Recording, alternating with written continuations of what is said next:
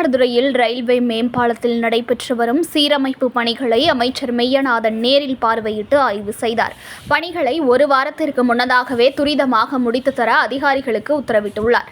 மயிலாடுதுறை கும்பகோணம் பிரதான சாலை காவிரி நகரில் அமைந்துள்ள சாரங்கபாணி நினைவு மேம்பாலத்தில் 3 மாதங்களுக்கு சீரமைப்பு பணிகள் நடைபெறும் என அறிவிக்கப்பட்டு பாலம் மூடப்பட்டு போக்குவரத்து பூம்புகார் கல்லணை சாலை மாப்படுகை ரயில்வே கேட் பகுதி வழியாக மாற்றிவிடப்பட்டது.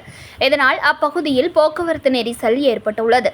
தினம்தோறும் 30 முறைகளுக்கு மேல் ரயில்வே கேட் மூடப்படுவதால் பொதுமக்கள் அவதியடைந்துள்ளனர். இந்த நிலையில் ரயில்வே மேம்பாலத்தில் அமைச்சர் மெய்யநாதன் மற்றும் மாவட்ட ஆட்சியர் ஸ்ரீகாந்த், எம்எல்ஏக்கள் ராஜ்குமார், நிவேதா முருகன் ஆய்வு மேற்கொண்டனர். நடைபெற்று வரும் பணிகளை துரிதமாக முடிக்க அமைச்சர் தனது ஆய்வின் போது அதிகாரிகளுக்கு அறிவுறுத்தினார். பின்னர் அவர் செய்தியாளர்களிடம் கூறுகையில், மயிலாடுதுறை சாரங்கபாணி ரயில்வே மேம்பாலமானது பழுதடைந்ததை தொடர்ந்து உடனடியாக இதனை புதுப்பிக்க 6 கோடி ரூபாய் ஒதுக்கீடு செய்யப்பட்டு பணிகள் நடைபெற்று வருகிறது. 1974ஆம் ஆண்டு முன்னாள் முதலமைச்சர் மு. கருணாநிதியின் முயற்சியால் கட்டப்பட்டு 50 ஆண்டுகளை கடந்திருக்கும் இந்த ரயில்வே மேம்பாலத்தில் இதுவரை கோடிக்கணக்கான வாகனங்கள் சென்று வந்துள்ளன. எனவே விபத்து ஏற்படாத வகையில் இப்பணிகள் நடைபெற்று வருகிறது. இந்த மராமத்து பணிகளை பொறுத்தவரை பாலத்தில் உள்ள தூண்களில் உள்ள பேரங்கிகள் புதிதாக மாற்றப்பட உள்ளது. 2 தடுப்புச் சுவர்களும் புதிதாக அமைக்கப்பட உள்ளது. 45 நாள்களுக்குள் புது பொலிவுடன் நமது மயிலாடுதுறை மாவட்டத்தில் இருக்கக்கூடிய மக்களுக்கு இந்த ரயில்வே மேம்பாலம் அவர்களின் பயன்பாட்டிற்கு வர உள்ளது. மக்களின் கோரிக்கைகளுக்கு ஏற்ப அக்டோபர் 15ஆம் தேதியிலிருந்து 20ஆம் தேதி வரை ஒரு வழி பாதையில் இருசக்கர வாகனங்கள், ஆம்புலன்ஸ் போன்ற வாகனங்கள் செல்வதற்காக தற்காலிக பாதை அமைத்து தர ஆய்வுகள் மேற்கொள்ளப்பட்டு வருகிறது. வெளி மாநிலங்களிலிருந்து கொண்டுவரப்படும் நெல் கொள்முதலை தடுக்க நடவடிக்கை மேற்கொள்ளப்பட்டு வருகிறது. உரிய முறையில் விவசாயிகளுக்கு தேவையான நெல் கொள்முதல் நிலையங்களில் நெல் கொள்முதல் செய்ய நடவடிக்கை மேற்கொள்ளப்படும். தேவையான நெல்லினை பாதுகாக்கவும் நடவடிக்கை மேற்கொள்ளப்பட்டு வருகிறது என்றார். அப்போது எம்எல்ஏக்கள் ராஜ்குமார், நிவேதா எம். முருகன் மற்றும் நெடுஞ்சாலைத்துறை அதிகாரிகள் உடனிருந்தனர். பாலமானது இந்த 50 ஆண்டு காலம் கடந்திருக்கின்ற ரயில்வே மேம்பாலம் மொழிப்பு தியாகிய நமது சாரங்கபாணி பெயரில் தாங்கியிருக்கின்ற அந்த பாலத்தில் இதுவரைக்கும் பல கோடிக்கணக்கான வாகனங்கள் இந்த பாலத்தில் பயணித்திருக்கிறது. 50 ஆண்டுகளை கடந்திருக்கிறது. இந்த மராமத்து பணிகள் என்பது மிக மிக முக்கியம். ஏனென்றால் ஏதாவது ஒரு விபத்து ஏற்படுவதை தவிர்ப்பதற்காக இந்த பணிகள் நடைபெற்று கொண்டிருக்கிறது. இந்த மராமத்து பணிகளை பொறுத்த வரைக்கும் 35 எண்கள், எக்ஸ்பான்ஷன் ஜாயின்ஸ் இதெல்லாம் புதுசாக போட போகிறோம். அதேமாதிரி பால தூண்கள் இருக்கின்ற அந்த பேரிங்ஸ் எல்லாத்தையுமே புதுசாக மாற்ற போகிறோம்.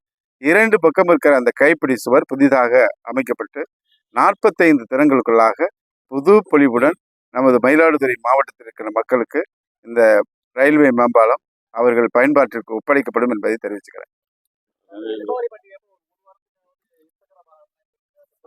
ஆமாம், கோரிக்கை வச்சுருந்தாங்க.